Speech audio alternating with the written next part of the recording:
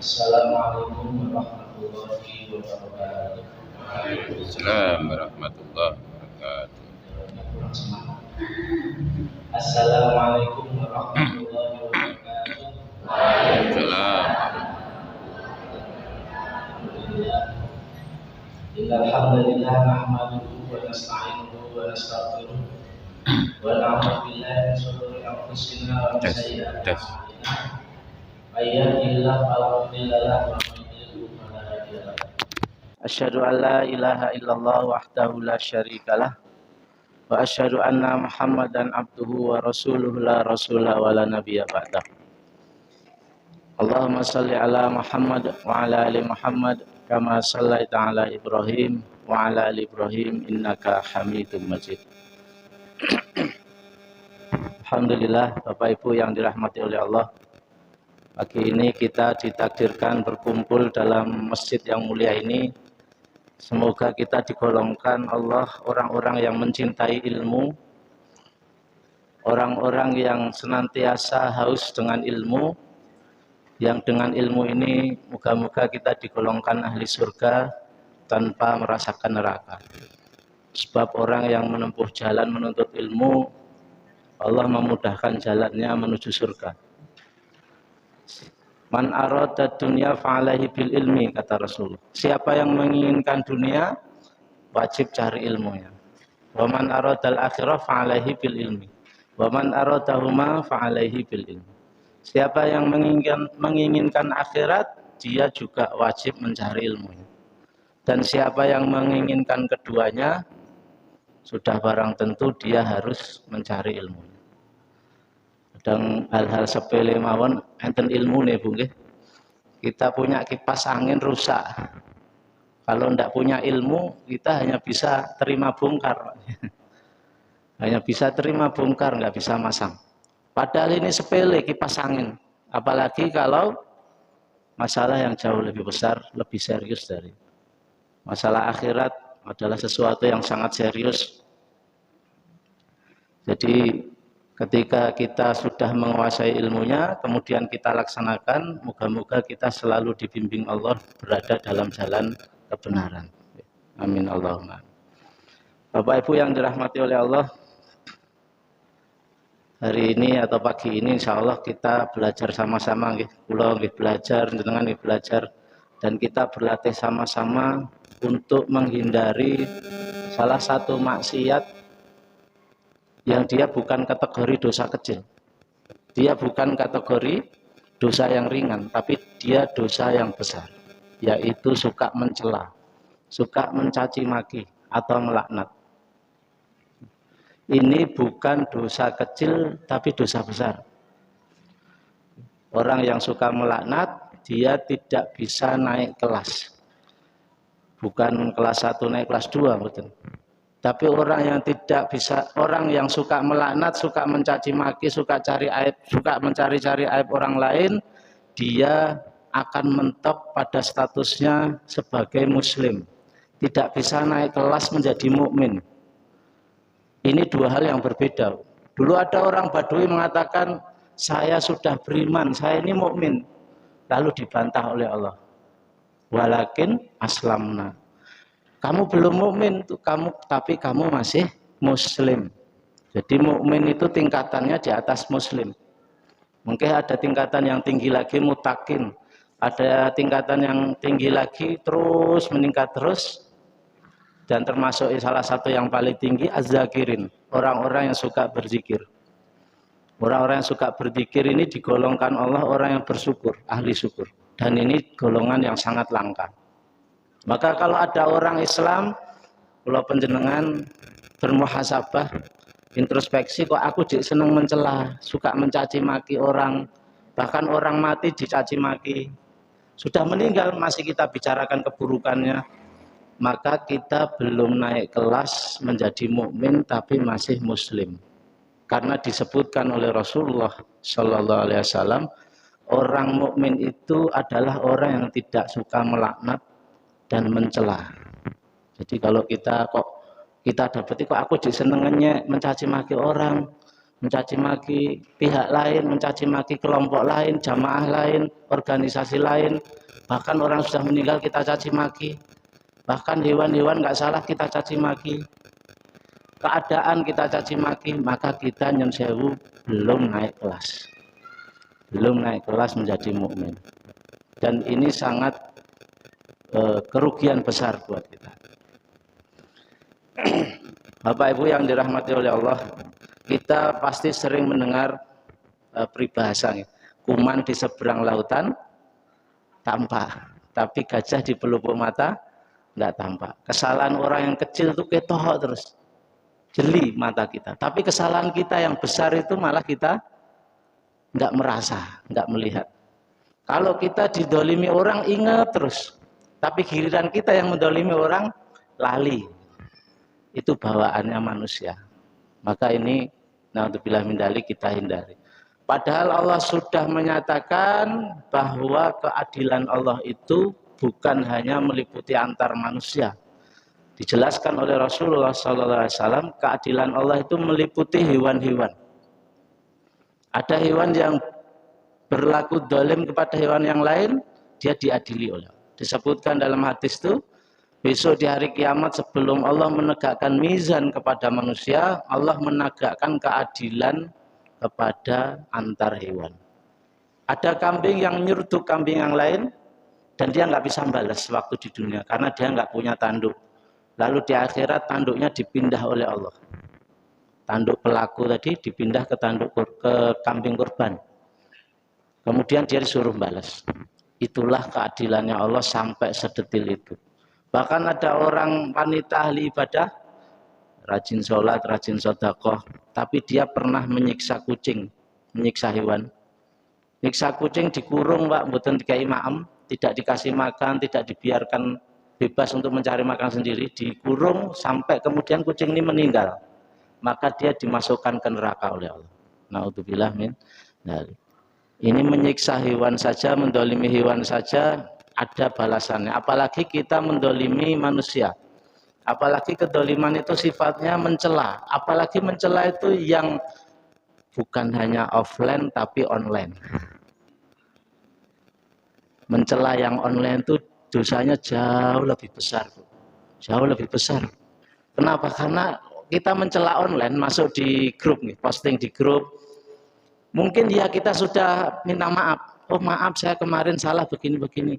Tapi postingan kita itu sudah nyebar ke macam-macam grup yang lain yang kita nggak bisa mengontrol.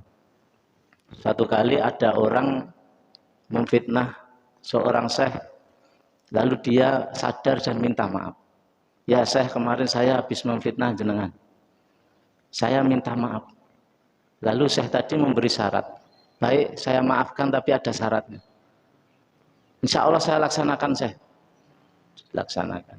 Syaratnya kamu ambil nih daun-daun kering nih, kemudian kamu sebar di seluruh kampung. Setelah itu dia laksanakan, daun-daun disebar. Setelah itu dia balik ke saya lapor, saya sudah melaksanakan syarat. Baik, sekarang kumpulkan lagi daun-daun yang sudah kamu sebar di seluruh kampung. Terus dia muter lagi, dikumpulkan daun-daun. Setelah itu balik ke saya, lihat, daun yang kamu kumpulkan hanya segini, yang lain sudah nyebar kena angin, kamu nggak bisa nyari. Begitulah fitnah yang kamu lakukan, caci maki yang kamu lakukan kepada orang lain itu, meskipun kamu sudah minta maaf, klarifikasi, tetap nggak bisa 100% bersih. Sebagiannya udah nyebar ke grup ini, ke grup itu, grup keluarga nih, grup alumni, grup wali santri, nah, udah nggak karu-karuan. Maka naudzubillah min dzalik, orang mencela itu dia sebenarnya menyiapkan dirinya sendiri di neraka. Ini bahaya sekali. Kata Rasulullah, ada dua hal yang banyak menyebabkan orang masuk neraka, yaitu di antara dua paha karena dia itu pelaku zina, dan di antara dua bibir, Nabi memegang lidahnya. Itulah yang menyebabkan orang banyak masuk neraka. Jadi ketika orang itu berzina, atau ketika dia hobi mencela, mencaci maki, memfitnah, ghibah, Nek sakniki mencela tidak pakai bibir nih, pakai jempol nih. Intinya sama. Intinya sama, dia mencaci maki, ghibah, fitnah kepada orang lain. Karena sekarang kan online, dudul-dudul gitu. Jempol kita itu insya Allah bisa memudahkan kita ke surga dan bisa memudahkan kita ke neraka. Tergantung kita mencetnya apa. Kalau kita mencet kebaikan, menyebarkan sesuatu yang baik, maka insya Allah dimudahkan Allah masuk surga. Tapi ketika kita memencet atau memproduksi malahan berita-berita bohong, ghibah, fitnah, caci maki, celaan kepada pihak lain, celaan kepada jamaah lain, kepada kelompok lain, kepada bapaknya orang lain, bahkan kepada orang yang sudah meninggal, maka itu menghasilkan dosa yang besar. Nabi mengatakan salah satu dosa besar adalah seseorang yang melaknat orang tuanya sendiri, melaknat bapaknya sendiri. Terus sahabat tanya, kok ada ya Rasul orang melaknat bapaknya sendiri? Kata Nabi, ada.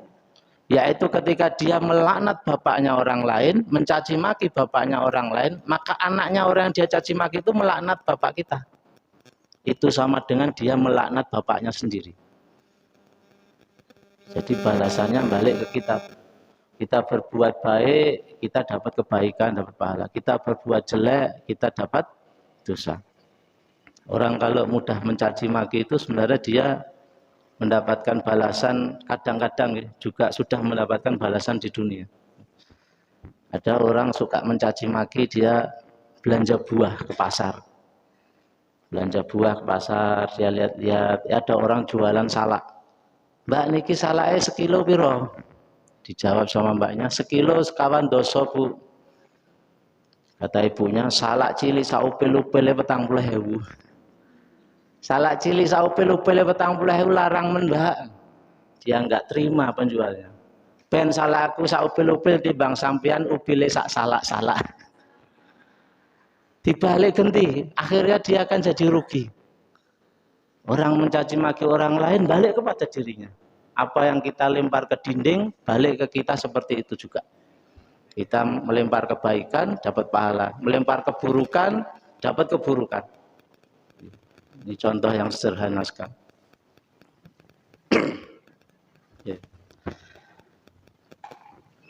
Disebutkan dalam surat Al-Hujurat, hai orang-orang yang beriman, jauhilah kebanyakan berprasangka. Karena sesungguhnya sebagian tindakan berprasangka adalah dosa, dan janganlah kamu mencari-cari kesalahan orang lain. Kita kalau nyari kesalahan orang itu mesti dapat. Dan kita mencari kesalahan sendiri kadang susah, karena bawaannya seperti itu, merasa dirinya jarang salah atau malah nggak pernah salah. Orang yang merasa dirinya tidak punya salah atau salahnya sedikit, justru dia salahnya paling besar, yaitu sombong, takabur. Jadi orang yang merasa dia tidak punya salah, justru salah dia paling besar, yaitu kesalahan takabur. Dalam hadis riwayat Abu Daud dari Muawiyah radhiyallahu an, dia berkata, aku pernah mendengar Rasulullah sallallahu alaihi wasallam bersabda, jika engkau mencari-cari keburukan orang, engkau telah merusakkan mereka, atau engkau hampir merusak mereka.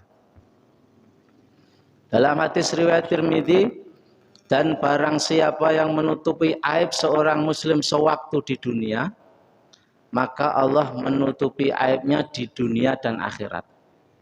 Ini hadisnya sahih, riwayat Tirmidzi. Siapa yang menutupi aibnya orang Islam, maka Allah menutupi aibnya di dunia dan akhirat.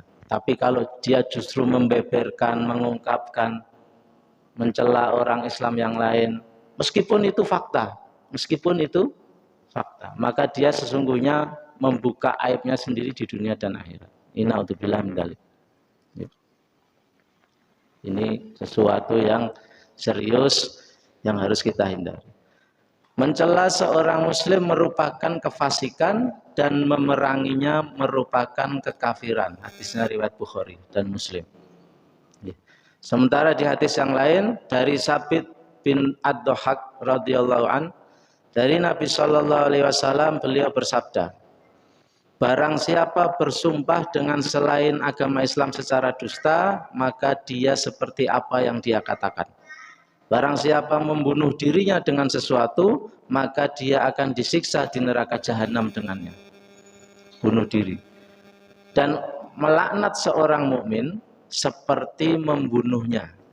Dan barang siapa menuduh seorang mukmin dengan kekafiran, maka dia seperti membunuhnya. Hadis riwayat Bukhari. Disebutkan di sini melaknat orang beriman yang lain itu seperti kita membunuhnya. Kalau istilah sekarang pembunuhan karakter atau karakter assassination. Dan disebutkan juga di hadis riwayat Bukhari ini, siapa yang bunuh diri dengan cara tertentu, maka besok di neraka jahanam dia disiksa dengan cara yang sama. Ada orang bunuh diri naudzubillah min dzalik dengan menusukkan pisau ke perutnya. Di Jepang itu bunuh diri populer sekali Pak, sampai-sampai dibuat acara, ada jadwalnya.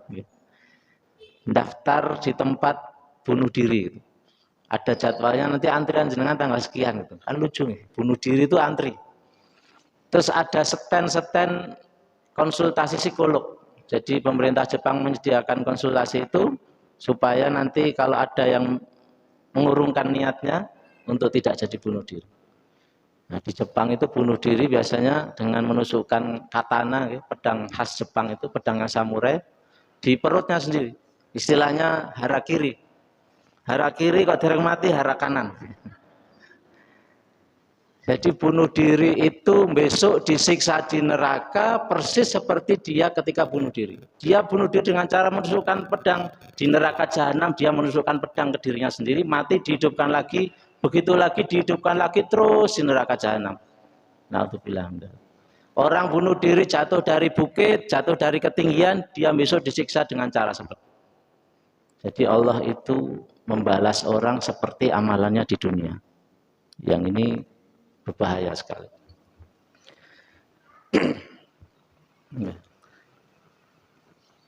Hadis riwayat Abu Daud dari Zaid bin Khalid, dia berkata, Rasulullah Shallallahu Alaihi Wasallam bersabda, janganlah kamu mencela ayam jantan, karena ayam jantan itu membangunkan orang untuk sholat. Hadis riwayat Abu Daud. Bahkan mencela jago kluruk nih Pak mboten angsal. Mencaci maki jago kluruk mboten angsal, karena dia sudah membangunkan orang sholat subuh. Sing keberbeken nih sing males sholat subuh. Kalau kita sudah bangun sholat subuh santai aja terus ngaji itu biasa. Tapi kalau keberbeken berarti kita sebenarnya disayang Allah, dibangunkan untuk sholat subuh. Di zaman saat ini apalagi teng kota pun jarang jago kluruk nih. Biasanya diganti jam waker. Jam waker juga sudah jarang karena di HP Android sudah ada alarm. Ya. Maka jangan sampai kata Rasulullah kamu mencela ayam jantan karena dia membangunkan sholat subuh. Bahkan di hadis yang lain juga disebutkan jangan kita mencela angin. Dari Ubay bin Ka'ab dari Nabi SAW, beliau bersabda, janganlah kamu mencela angin yang berhembus. Jika kamu melihat apa yang kamu tidak suka dari angin itu, maka katakanlah, ya Allah, kami mohon kepadamu dari kebaikan angin ini. Dan kebaikan yang ada pada angin ini, dan dari kebaikan yang angin ini dikirim. Dan kami berlindung kepadamu dari keburukan angin ini, dan keburukan yang ada pada angin ini, dan dari keburukan yang angin ini dikirim. Jadi intinya ketika ada angin lewat, kemudian kita tidak boleh mencela, kita berdoa, ya Allah berilah kebaikan dari angin ini dan jauhkanlah aku dari keburukan yang dibawa angin ini. Macam-macam gitu, puting beliung, lesus, topan atau apa, atau apapun bentuk anginnya, gitu. Kita tidak boleh mencela karena itu ciptaan Allah, dia lewat di situ juga atas perintah Allah, jadi kita berdoa kepada Allah. Inilah orang beriman mencaci maki ayam aja nggak boleh, mencaci maki binatang nggak boleh, mencaci angin nggak boleh, termasuk mencaci maki hujan. Dulu pas Nabi kumpul dengan para sahabat lalu turun hujan, Nabi mengatakan pas turun hujan ini ada dua tipe orang. Yang pertama orang yang bersyukur, dia dapat pahala besar, dan yang kedua orang yang kufur nikmat, mengingkari nikmatnya Allah. Siapa orang yang bersyukur ketika dia mengatakan hujan ini rahmat Allah, kasih sayang Allah. dia mengucapkan alhamdulillah, dia berdoa Allahumma shayyiban nafi'an dan seterusnya, maka dia ditulis orang yang bersyukur. Tetapi ada orang yang kufur nikmat, mengingkari nikmatnya Allah ketika dia mengatakan, oh pantas hujan karena sudah ada tanda bintang begini dan begini. Kinten-kinten kata simpun Bu. Banyak yang kufur, bukan saya sok tahu, sudah disebutkan dinas dalam Al-Quran, wa qalilum min ibadiyas syakur, sedikit sekali hambaku yang bersyukur, sedikit sekali hambaku yang berterima kasih kepada Allah. Maka ketika turun hujan, kebanyakan kita berkomentar, oh pantas mendungi wis kandel, oh pantas tadi sudah ada tanda begini, oh pantas tadi di sana sudah hujan, berarti giliran di sini. Seterusnya seperti itu. Dia sama sekali tidak menyebut itu kasih sayang Allah, dia sama sekali tidak memuji Allah, tidak mengucapkan alhamdulillah, tidak berterima kasih, maka dia ditulis orang yang kufur nikmat. Dia sudah berdosa karena tidak berterima kasih. Jenengan niku lho Bu, kalau anak minta uang saku 20.000 atau berapa buat jajan, terus jenengan ngasih anak, terus anak itu langsung plencing lungo, ndak terima kasih, ndak matur nuwun, ndak jazakillah Bu, jazakallah Pak, itu rasanya pripun? Mboten seneng to. Iki anak ra diadab gitu. Padahal kita sering tidak beradab sama Allah. Mungkin ini kafaratnya buat kita, bersihin dosa-dosa kita, sudah sering kali tidak beradab sama Allah. Turun hujan, bukannya alhamdulillah, bukannya terima kasih ya Allah, bukannya Allahumma shayyiban nafi'an, cuma mengatakan pantas mendungi skandal, pantas tadi ada tanda begini dan begitu, maka kita ditulis orang yang kufur nikmat.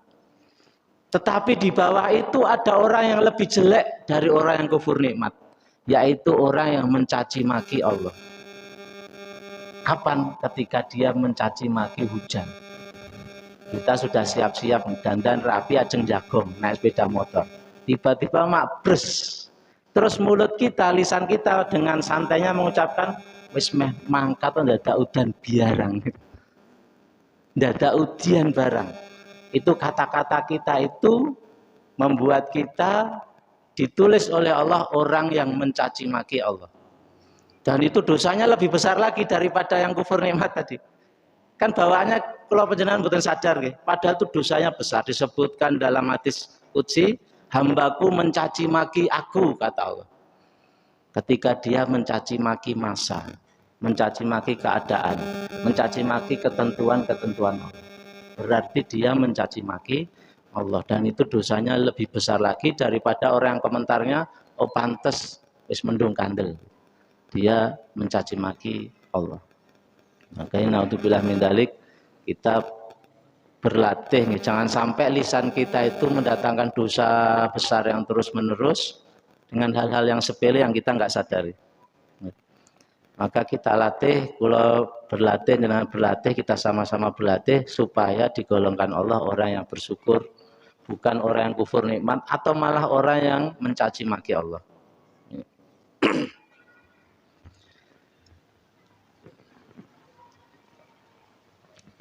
Nikah hadisnya sahih riwayat Bukhari dari Abu Hurairah radhiyallahu an, dia berkata, Rasulullah sallallahu alaihi wasallam bersabda, Allah azza wa jalla berfirman, jadi ini hadis qudsi, anak Adam menyakitiku, kata Allah, yaitu ketika dia mencela masa.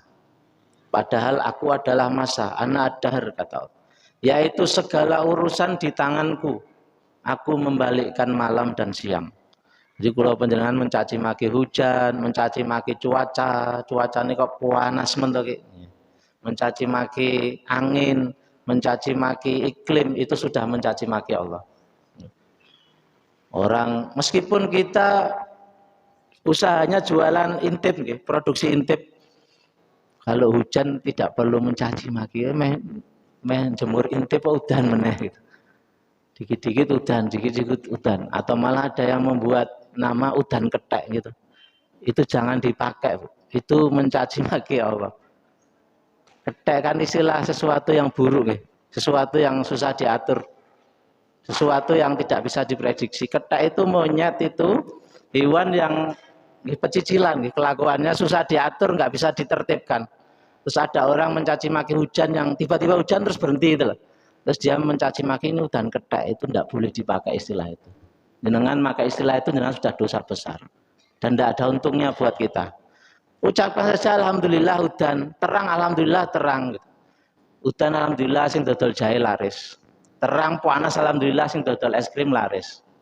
Jadi mulut kita itu loh, kalau kita nyun sewu bisa melatih mengucapkan yang baik dan benar itu sudah pahala terus. Tapi kalau tidak benar ucapannya sudah dosa terus buat kita. Maka kata Rasulullah Shallallahu Alaihi Wasallam, lisan itu banyak menyebabkan orang masuk neraka.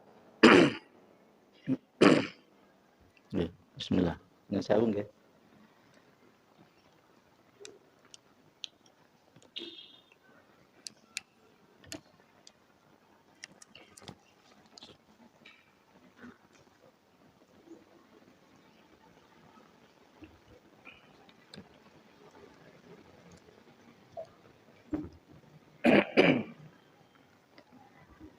Sebelum kita lanjutkan kajiannya, pagi ini kita sudah, atau hari ini kita sudah bersedekah 1 miliar dereng.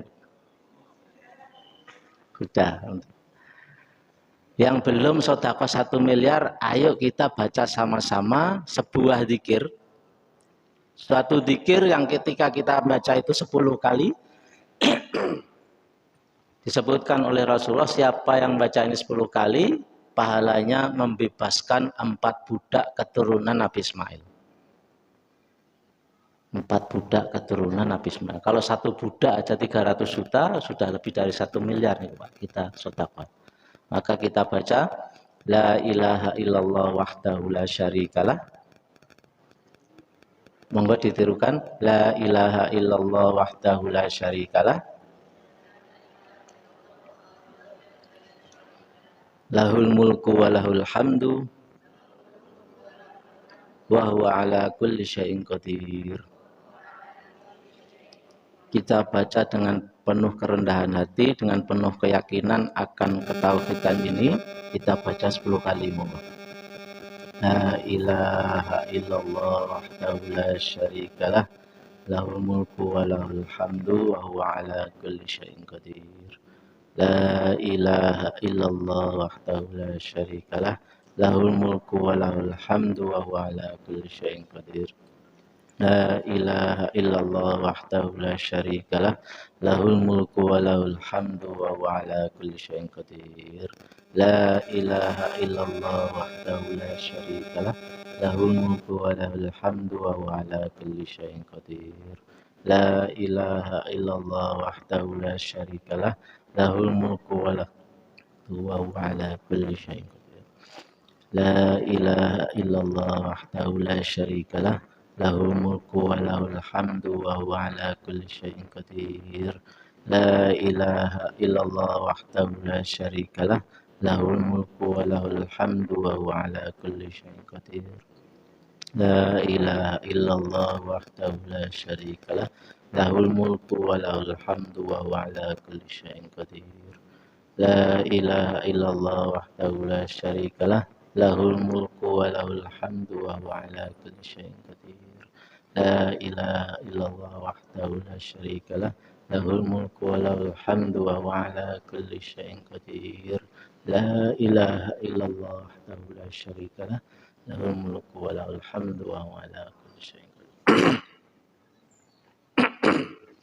Kalau ada festival durian gratis, Bu, terus dengan menunda-nunda, dan ketika datang tuh telat, sudah tutup, dengan gelom betul. Gelap banget. Durian montong gratis, Pak. Ngambil gratis. Waktunya 6 hari terbatas. Terus kita telat menunda-nunda sesuai. Ternyata pas datang ke sana sudah tutup. Maka kita gelonya rakaruan. Padahal itu durian montong paling mahal. Lah besok orang yang sudah masuk ke surga itu dia menyesal kepada dirinya sendiri, bukan karena hal-hal dunia, Pak. Bukan karena hal-hal dunia. Orang yang sudah masuk surga itu perasaan-perasaan sedih, duka cita, cemburu, iri, dengki, perasaan yang buruk sudah dicabut semua oleh Allah. Isinya senang dan senang. Tapi ada satu perasaan kecewa yang masih ada dalam dirinya. Apakah dia kecewa dulu di dunia nyalon bupati gagal? Boten. Tidak ada nilainya karena dia sudah jadi raja. Apakah dia kecewa dulu di dunia ingin jadi orang kaya gagal? Tidak. Karena di surga kekayaannya nggak bisa terbayangkan. Bahkan benda-benda sederhana di surga itu lebih baik dari dunia seisinya. Apakah dia kecewa dulu di dunia ingin menikah dengan seseorang gagal? Tidak ada sama sekali. Di surga sudah dikasih pasangan yang luar biasa.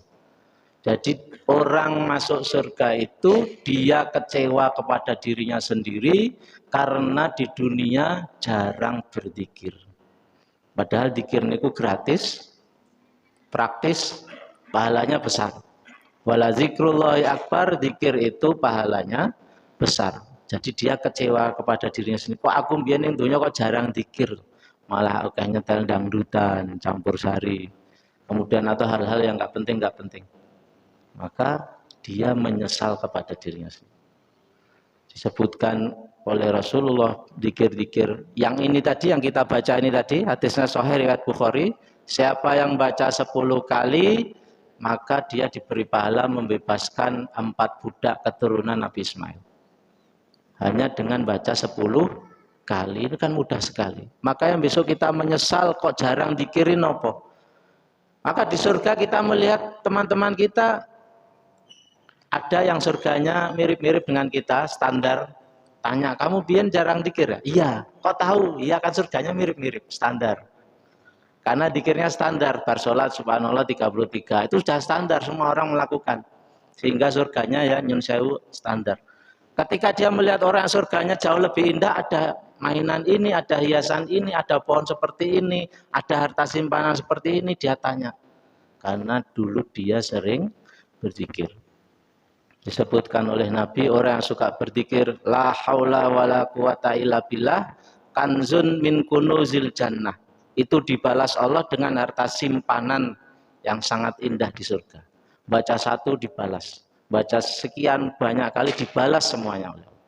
Maka Bapak Ibu yang dirahmati oleh Allah, kalau kita berlatih diri, ngerem lisan kita tidak mengucapkan yang tidak penting, apalagi menghindari ghibah dan fitnah, ngerem jempol kita nge-share sesuatu yang ghibah dan fitnah yang tidak bermanfaat, mencaci maki orang lain, kemudian kita ganti dengan pikiran, insya Allah besok kita panen di akhirat. Itu yang kita harapkan. Amin Allahumma amin.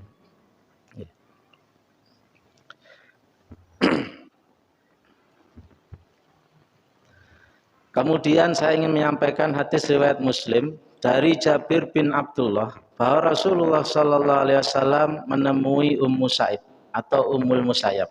Lalu beliau Shallallahu Alaihi Wasallam bersabda, kenapa engkau wahai Ummu Sa'ib? Wahai Ummul Musayyab, engkau gemetar. Jadi seorang sahabat ini dia badannya gemetar, ditanya sama Nabi, kenapa engkau badanmu gemetar? Maka beliau dia menjawab, Ummu Sa'ib ini menjawab, demam ya Nabi. Saya lagi demam. Semoga Allah tidak memberkahinya, kata Ummu Sa'ib. Lalu ditegur oleh Nabi. Ketika Ummu Sa'ib mengatakan semoga demam ini tidak diberkahi oleh Allah, ditegur sama Nabi. Kata Nabi, jangan engkau mencela demam. Mencela demam aja enggak boleh. Ditegur oleh Nabi. Ini hadisnya sahih riwayat Muslim. Ada hadis riwayat Muslim, semua ulama sepakat sahih. Hadis riwayat Bukhari, semua ulama sepakat sahih. Apalagi riwayat Bukhari Muslim. Nah, kemudian Nabi menegur Ummu Sa'ib tadi, jangan mencela demam. Sesungguhnya demam itu akan menghilangkan dosa-dosa anak Adam. Sebagaimana tungku api pandai besi membersihkan kotoran besi. Jadi Pak, kalau panjenengan sakit demam, itu kita tidak boleh mencela, kok ndak panas barang. Kita berdoa sama Allah, ya Allah bersihkan dosa-dosaku, atau kalau yang sakit anak kita, bersihkan dosa anak-anakku, sembuhkanlah dengan kesembuhan terbaik. Kalau secara medis demam itu kan pertahanan tubuh membunuh virus. Karena virus itu nggak kuat suhu panas gitu. Dia berkembang di suhu dingin sehingga tubuh kita secara alami meninggikan suhu untuk membunuh virus tersebut. Di hadis riwayat Tirmidzi, seorang mukmin bukanlah orang yang banyak mencela, bukan orang yang banyak melaknat, bukan pula orang yang keji, buruk akhlaknya, dan bukan orang yang jorok, kotor omongannya. Jadi kalau ada orang masih seneng ngomong jorok, kotor, istilahnya apa? Miso-miso gitu. Ya, dikit-dikit nyebut kebun binatang, gitu. Anggota kebun binatang, maka dia bukan disebut mukmin, statusnya masih muslim. Dia belum bisa naik kelas. Karena seorang mukmin itu kata Rasulullah, dia nggak suka melaknat, nggak suka mencela, nggak suka ngomong kotor, ngomong jorok. Bahkan disebutkan di hadis yang lain, orang yang melaknat orang lain, melaknat itu mendoakan buruk, berkata yang buruk pada orang lain, maka laknat itu akan naik ke langit. Dia mencari celah di langit, tapi langit tertutup. Lalu dia kembali ke bumi, bumi tertutup. Dia tengok kanan, tengok kiri, melihat ke kanan dan ke kiri. Akhirnya dia menuju berlabuh kepada orang yang dilaknat. Kalau laknat itu pantas. Kalau laknat itu nggak pantas, dia kembali kepada orang yang melaknat. Ngeri Pak. Jadi orang yang melaknat, mendoakan buruk orang lain itu, laknat atau doa buruk kita tuh naik ke langit. Kalau itu dianggap pantas oleh Allah, kabul jadi. Kalau nggak pantas, dianggap nggak pantas oleh Allah, dia kembali kepada orang yang melaknat. Jadi tidak ada untungnya sama sekali kita mendoakan buruk, berkata buruk, melaknat orang dengan sesuatu yang buruk. Itu ngeri sekali. Maka ada kisah Pak di kitab kumpulan kisah-kisah hikmah Imam Ibnul Jauzi. Al-Kisah ada seorang musafir, dia bepergian, kemudian di tengah jalan kehabisan bekal, dia kemudian bertamu ke rumah salah seorang warga di situ, minta izin bertamu, diizinkan, kemudian setelah sholat isya, makan dan seterusnya, dia istirahat, ingin tidur. Pada saat ingin tidur, dia terganggu dengan suara ringkian keledai. Kok malam-malam kok ada suara ringkian keledai seperti disiksa. Keledai yang suaranya, ringkiannya kesakitan. Akhirnya dia nggak bisa tidur gara-gara suara itu sangat mengganggu. Lalu dia cari sumber suara. Cari sumber suara, di situ ada kuburan. Dan di kuburan dia melihat yang dikubur bukan manusia, tapi keledai karena kelihatan punggungnya sedikit. Punggungnya kelihatan sedikit. Dia merasa aneh, ini ada keledai dikubur dan kemudian mengeluarkan suara-suara menyakitkan, suara kesakitan yang kemudian mengganggu dia tidur. Dia penasaran. Akhirnya dia balik ke rumah, besoknya dia tanya kepada si pemilik rumah. Saya tadi malam tidak bisa tidur karena terganggu suara ringkian keledai. Tolong ceritakan, keledai itu gimana ceritanya kok bisa dikubur di situ dan setiap malam dia kesakitan, suara ringkiannya mengganggu orang lain. Kemudian si pemilik rumah mengatakan, tidak usah tanya kamu kalau nggak tahu itu juga nggak ada ruginya. Tapi dia mendesak terus, ada apa, ada apa. Lalu diceritakan oleh anaknya, mantunya si pemilik rumah. Menantunya itu mengatakan bahwa dia punya suami, yang suaminya itu dulu, suaminya ini adalah anaknya ibu ini, yang suaminya itu dulu ketika dinasihati oleh ibunya, dia selalu mencaci maki ibunya. Dia mengatakan, pergi sana, suaramu seperti ringkian keledai. Ketika dinasihati ibunya, dia mengatakan, pergi sana, suaramu seperti ringkian keledai. Lama-lama ibunya mboten sabar. Ibunya tidak sabar, kemudian dia berdoa kepada Allah, ya Allah, rubahlah anakku jadi keledai. Ini kisah ada di dalam kumpulan kisah hikmah Imam Ibnul Jauzi. Benar Pak. Satu ketika anaknya itu sakaratul maut, mati, terus dikubur. Setelah dikubur, malamnya dia sudah berubah jadi keledai. Jadi punggungnya kelihatan sedikit di kuburan. Dan setiap malam dia meringkik kesakitan, disiksa malaikat. Kenapa? Karena matinya su'ul khotimah. Dalam keadaan durhaka kepada ibunya sendiri. Ini kisah ini kita bisa mengambil dua pelajaran penting. Pertama, jangan pernah kalau kita masih punya orang tua, kita menyakiti hati orang tua, apalagi mencaci maki. Sampai kemudian dia sakit hati, berdoa sesuatu yang buruk, naudzubillah min dzalik, fatal. Kalau itu dianggap pantas oleh Allah, kejadian. Dan ini ternyata banyak contohnya. Kemudian hikmah yang kedua, kita sebagai orang tua jangan mendoakan buruk kepada anak. Sak nakal-nakale anak, doakan yang baik. Sak nganyel-nganyel kene anak, jangan pernah lisan kita mendoakan yang buruk. Karena kita sendiri nanti yang rugi, kita sendiri yang menyesal. Wah, kenapa ndek aku ndongake anak berubah jadi keledai, dirubah betul jadi keledai oleh Allah. Dan itu sangat mudah.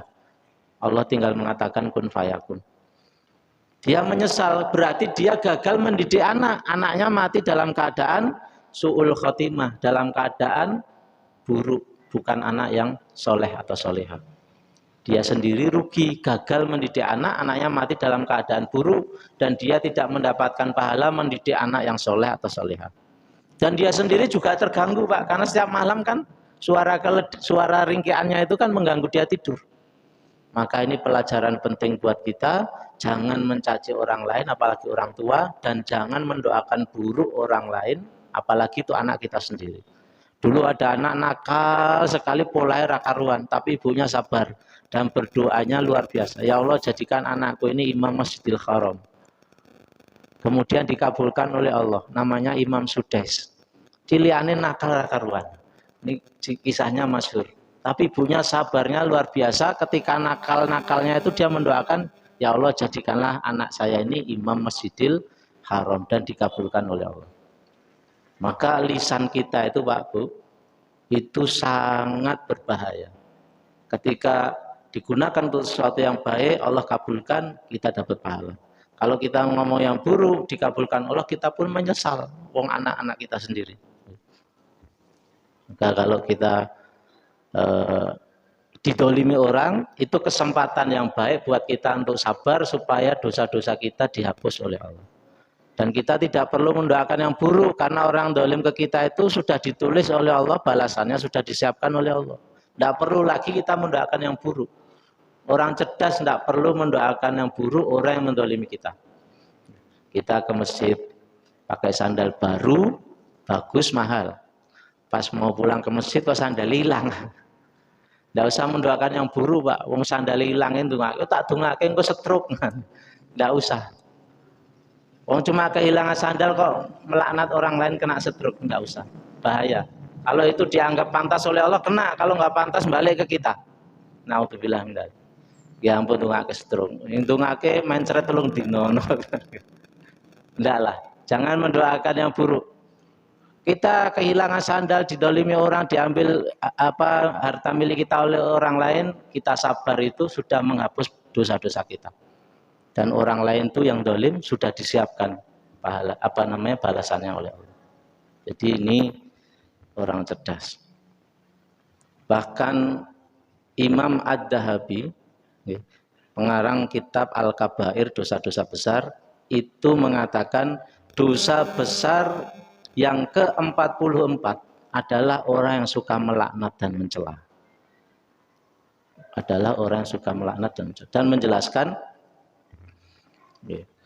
dalam kitab Madarijus Salikin, mencela saudara sesama muslim itu dosanya sangat besar. Bahkan Syekh Ibnul Qayyim mengatakan, engkau mencela saudaramu yang berbuat dosa, itu lebih besar dosanya daripada dosa yang dilakukan saudaramu. Ada orang berbuat dosa, berbuat maksiat, terus kita mencaci maki dia, maka dosa kita itu sesungguhnya, kata Ibnul Qayyim, lebih besar dari dosa saudara kita yang berbuat maksiat tadi. Aneh gitu. Wong kita nggak berbuat maksiat kok dibilang dosa kita lebih besar dari orang yang berbuat maksiat tadi. Kenapa, Pak?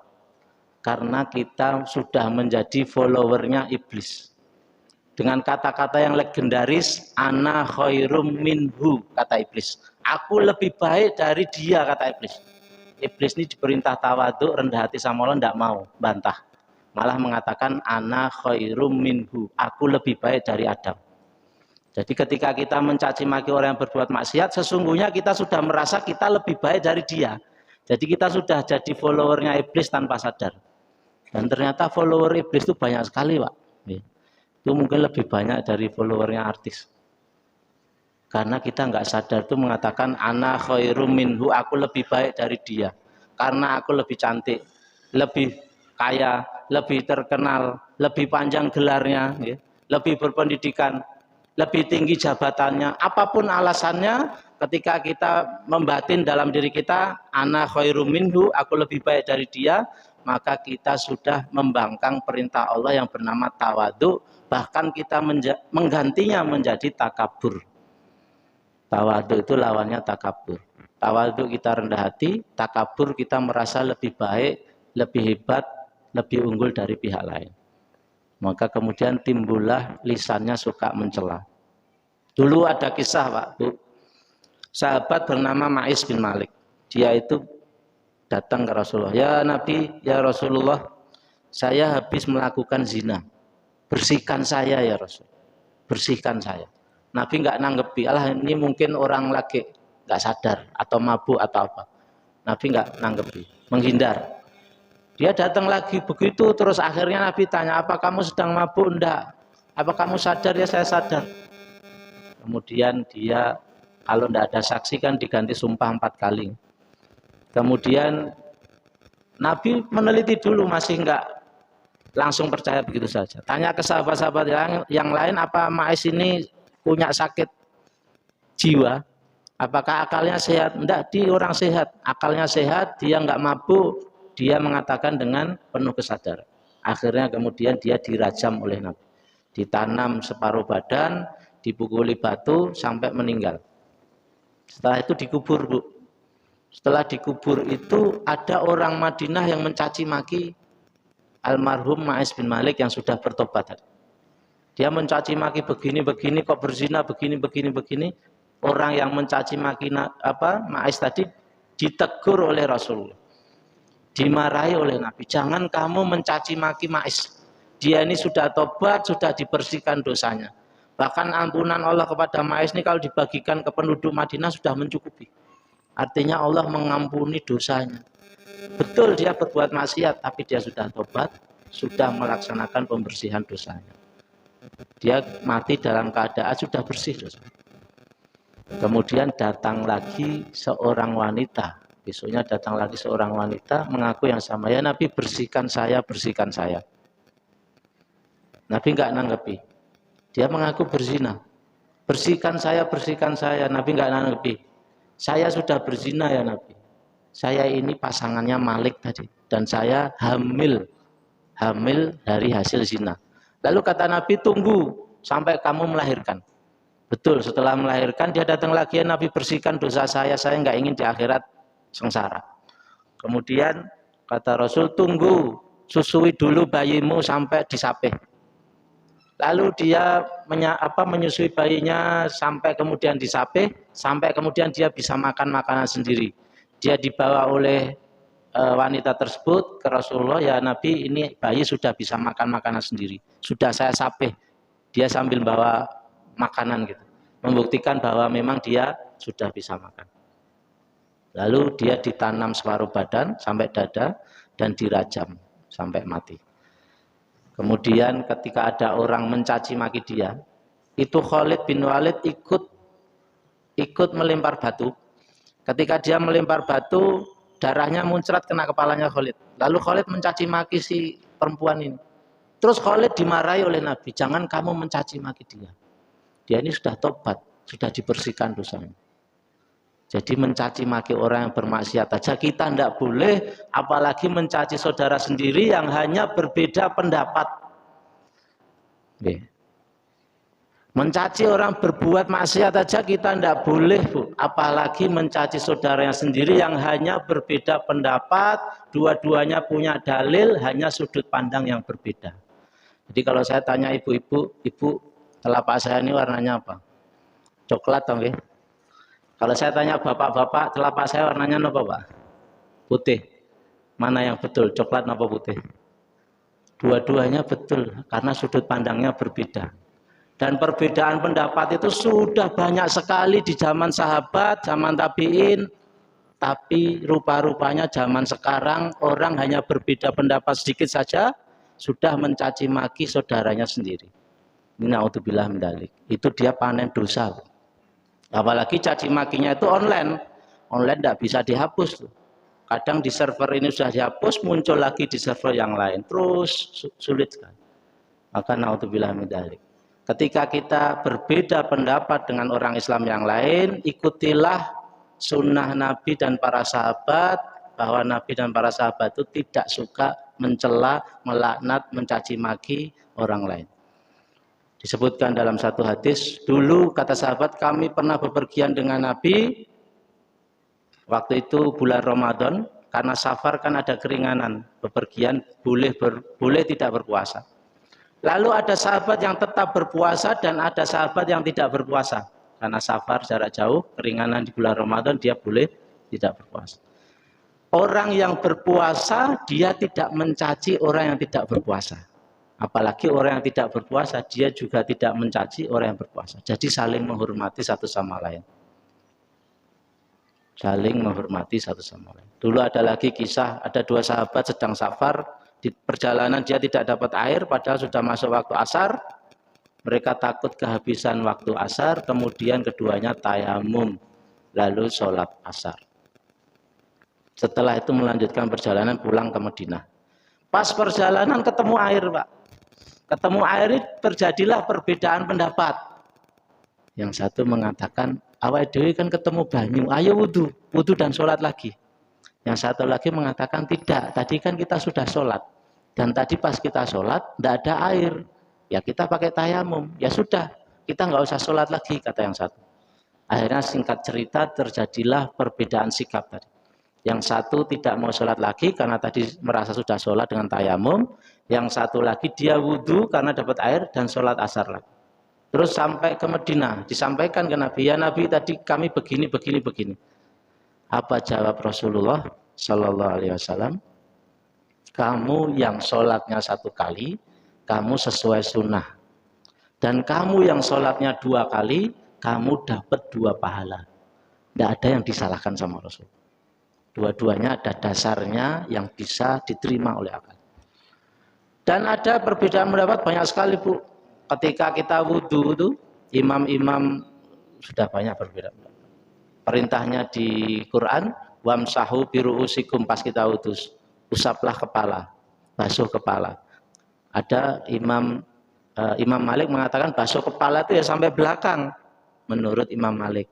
Menurut Imam Syafi'i tidak harus sampai belakang, depan sedikit itu sudah disebut membasuh kepala. Kan sudah berbeda pendapat. Dan saling menghormati. Pun ada juga yang kunut nggak kunut, Imam Syafi'i kunut, Imam Abu Hanifah mboten kunut. Tapi saling menghormati, tidak ada yang mencaci maki. Bahkan ketika Imam Syafi'i disuruh ngimami di tempat kampungnya Imam Abu Hanifah yang sudah almarhum, sudah meninggal, sudah wafat, Imam Syafi'i yang biasanya subuh kunut, dia subuh nggak kunut. Ditanya sama jamaah, ya Imam Syafi'i biasanya kan Anda kunut kalau subuh. Kok ini tadi nggak kunut? Kata Imam Syafi'i, saya menghormati pendapat Imam Abu Hanifah. Yang mana subuh mboten kunut. Inilah yang diajarkan imam-imam kita zaman dulu, diajarkan oleh Nabi dan para sahabat, jangan mudah mencela orang lain. Apalagi cuma berbeda pendapat. Sedangkan mencela orang yang bermaksiat saja kita tidak boleh, apalagi cuma berbeda pendapat. Dulu ada budak kata Nabi, kalau budakmu berzina, hukum dia, cambuk, nasihati. Tidak boleh dicaci maki, kata. Jangan caci maki budakmu yang berbuat zina. Kalau dia berbuat zina, berbuat maksiat, ya sudah cambuk dia. Dihukum sesuai hukumnya Allah. Lalu dinasihati, sudah itu selesai. Tidak boleh dicaci maki. Lalu ada kisah lagi orang yang suka mabuk, namanya Nuaiman. Nuaiman itu orangnya humoris, lucu, tapi suka mabuk orangnya. Dia mabuk, ketahuan sama Nabi, ya dihukum takzir, dicambuk sekian kali, habis itu dinasihati jangan mabuk ya. Selesai, sudah. Besok lagi dia kumat mabuk lagi, ya dicambuk lagi sama Nabi, dinasihati lagi, selesai. Lalu lama-lama ada sahabat itu gemes, mencaci maki Nuaiman. Apa? Nuaiman tadi. Dia mencaci maki Nuaiman, kamu tuh kok begini, suka mabuk, begini, mencaci maki. Lalu kata Nabi, jangan kalian mencaci maki Nuaiman. Gini-gini dia itu mencintai Allah dan Rasulnya. Bayangkan Bu, kita mencaci maki orang maksiat itu tidak boleh. Bolehnya hanya menghukum sesuai hukumnya Allah dan menasihati. Tidak boleh diikuti dengan caci maki. Kadang-kadang kita kalau nasihati orang kan two in one, Pak. Ada unsur caci makinya gitu. Padahal nasihati aja. Ada orang maling, jangan maling Mas. Maling itu dosa haram, nanti kamu bisa masuk neraka. Karena daging yang tumbuh dengan barang yang haram dibersihkan di neraka oleh api. Jadi tidak diikuti dengan caci maki. Maka yang kita prihatin zaman sekarang, fitnah yang besar ketika ada orang kemudian dia mencaci maki orang lain hanya karena berbeda pendapat. Mencaci maki jamaah lain, mencaci maki kelompok lain, mencaci maki ulama yang lain, mencaci maki ustadz yang lain. Ini naudzubillah min dzalik. Kita hindari. Karena ketika kita mencaci maki orang lain, sesungguhnya kita sudah jadi follower iblis tanpa sadar. Ana khairum minhu. Aku lebih baik dari dia. Inilah kata-kata iblis, maksiatnya iblis, yaitu maksiat takabur, merasa lebih baik dari orang lain, yang membuat dia dilaknat dan diusir Allah dari surga. Jadi dijelaskan dalam kitab Madarijus Salikin tadi, ketika ada orang berbuat maksiat, berbuat dosa, dan kita mencaci maki dia, maka dosa kita mencaci maki itu lebih besar dari dosanya dia. Karena sesungguhnya kita melakukan dosa takabur. Wallahu a'lam bishawab. Demikian Bapak Ibu yang bisa kami sampaikan. Bu Munawi, ada 1-2 pertanyaan mungkin? Nggih. Ya, kita nggak doakan tuh dia sudah dilaknat Allah. Kita tidak mendoakan dia dilaknat, itu sudah dilaknat Allah. Artinya kita tidak perlu nggih. Ya.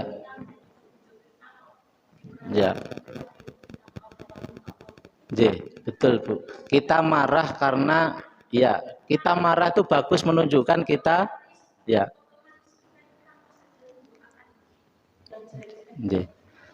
kita marah itu wajar dan itu menunjukkan kita memang beriman dan menghormati Al-Qur'an gitu.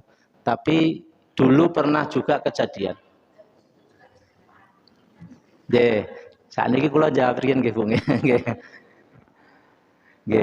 Jadi kita marah itu wajar Bu, karena menunjukkan kita memang menghormati Al-Qur'an. Masa ini firman Allah yang suci kemudian dihina orang, kita marah. Dulu pernah kejadian Nabi itu kan utusan Allah yang mulia. Nabi itu tujuannya apa? Menyelamatkan orang supaya tidak masuk neraka, supaya dia bertauhid dan masuk surga. Karena Miftahul Jannah la ilaha illallah. Kunci surga itu la ilaha illallah. Nabi datang ke satu kampung namanya Taif. Di situ tidak disambut, tidak diperlakukan dengan baik, malah dikata-katain, dicaci maki, dibilang orang gila, penyihir dan seterusnya, dilempari batu sampai giginya tanggal. Tapi Nabi tidak marah. Jibril itu menawari, ya Rasul, kalau kamu mau bumi Taifnya aku balik biar mati semua orangnya. Wong sak kampung ini bejat kabeh kembang gitu. Tak walik itu bumi Taif mati semua ini. Tapi kata Nabi jangan. Saya berharap nanti ada anak keturunan dari Taif ini yang kemudian dia masuk Islam. Jadi meskipun bapaknya bejat, bapaknya kafir, siapa tahu anaknya atau cucunya atau cicitnya masuk Islam. Dan ternyata betul Bu, ada anak seorang yang keturunan dari Taif, dia kelak jadi salah satu orang yang terkemuka di dunia Islam. Jadi kita nggak melaknat dia pun, dia sudah dilaknat Allah. Artinya kalau ingin meniru Nabi, kita doakan moga-moga anak cucu keturunannya ada yang masuk Islam. Bisa jadi bapaknya robek-robek Al-Quran, anaknya malah masuk Islam jadi mubalek internasional misalkan. Atau kejadian sudah banyak, bapaknya pendeta terkenal, anaknya masuk Islam. Jadi seperti itu. Tapi yang real, yang lebih penting dari rasa marah adalah kita tidak membeli produk-produk yang itu dipakai menyokong kegiatan-kegiatan yang merugikan Islam dan umat Islam. Kalau di Swedia itu nama IKEA ya. IKEA produk-produk Swedia kita nggak beli. Kalau cuma marah, gampang, semua orang bisa. Tapi yang penting kita nggak beli produk itu. Contoh orang Israel jajah Palestina, bunuh orang Palestina sekian banyak. Kalau marah semua orang bisa, Bu. Tapi realnya apa aksi kita? Tidak membeli produk-produk Israel. Apa itu? Unilever, Nestle, McD, Starbucks. Bisa nggak kita beralih?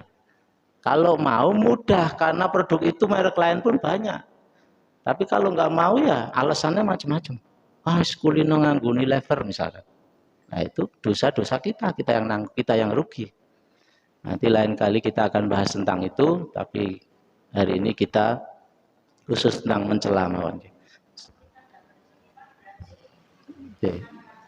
Ya, ya moga-moga diampuni Allah. Allah Maha Pengampun.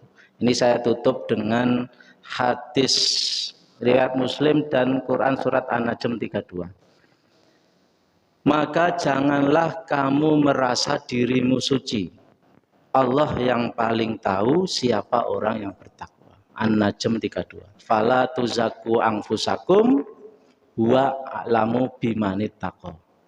Dan di hadis Muslim, janganlah kalian merasa kalian suci. Allah lebih tahu siapa yang banyak pahalanya.